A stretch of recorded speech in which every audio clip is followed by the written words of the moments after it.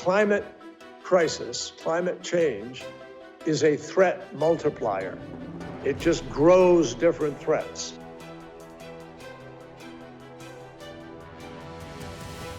There are all kinds of pluses to providing greater security for our nation, because we don't have to worry about sending troops somewhere in the world to fight for our energy supplies.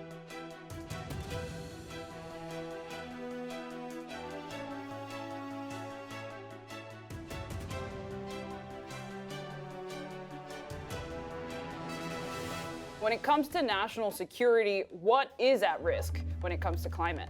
Last year, in parts of the Middle East, it was 130 degrees Fahrenheit. In Antarctica, it was 70 degrees, which obviously has a profound impact on the ice melting, therefore sea level rise. But all of these things compound on each other.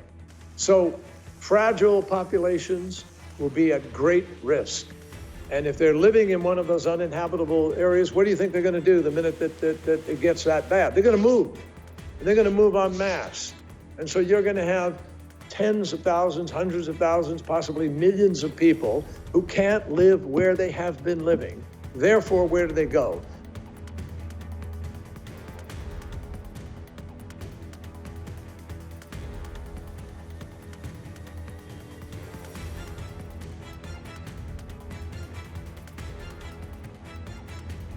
We've already waited too long to deal with this climate crisis. We can't wait any longer. We do know that some high-ranking Democrats want President Biden to declare a climate emergency. Do you agree with that? Well, I think we are in an emergency. Obviously, the declaration has certain implications that have got to be carefully evaluated. But I think it's something that's got to be analyzed. And I think we need to let the president have the space to be able to analyze that and decide what is our best option. There's every reason to believe we have to move as if we're in a war. We have to move as if it is an emergency, whether you declare it or not. Some of the fastest growing jobs before the pandemic were in clean energy and clean power. That speaks positively to young people who may be looking for jobs, but then what do you say to those who may be unemployed workers now? How do you get them into the mix? And how do you speak to the concerned oil and gas workers as well? We need to put them to work. We need to absolutely put them to work. We need to keep them in their communities where they live. We need to make sure that the factories are coming to those communities, whether it's a new electric car factory or it's making blades for windmills or turbines or whatever. We have great need for people to work in this field, and it's critical. I've had conversations with some of my friends involved in this about how we could create some demonstration projects in those communities so people can see it's not just political talk, it's actually real economic policy that has a consequence, a positive one, on their lives. We need this administration to deliver on all of the promises to the people.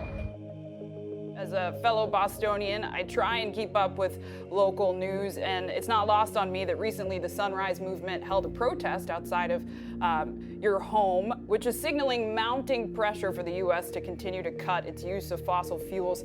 How are you thinking about how to address the real demands of an increasingly divided country and even Democratic Party? Well, we have to tell people the truth. I mean, a lot of people have been divided by lies. And I think, the Sunrise Movement and other movements of young people have been spectacular. I give them huge credit. They've helped shake, the adult population. They've helped say to government, hey, we're tired of the rhetoric. You got to get serious. What are you going to do? And they're asking their parents, what have you done, Mom? What have you done, Dad? What are you contributing in order to save the world for us? And it's a legitimate feeling by people. So what do we got to do? We've got to rapidly reduce those emissions. We ought to be moving as if we were, literally at war. When you're at war, you decide you got to go all out because you got to win. It's survival. Well, this is survival. This question of what's happening with climate is a matter of survival. It's hard here because if you're talking the facts and you tell the truth, there's some pretty dire possibilities staring us in the face. On the other hand, the reality is we still have time, according to the scientists. If we will get the political will and start to really focus on the real choices, we can turn this around.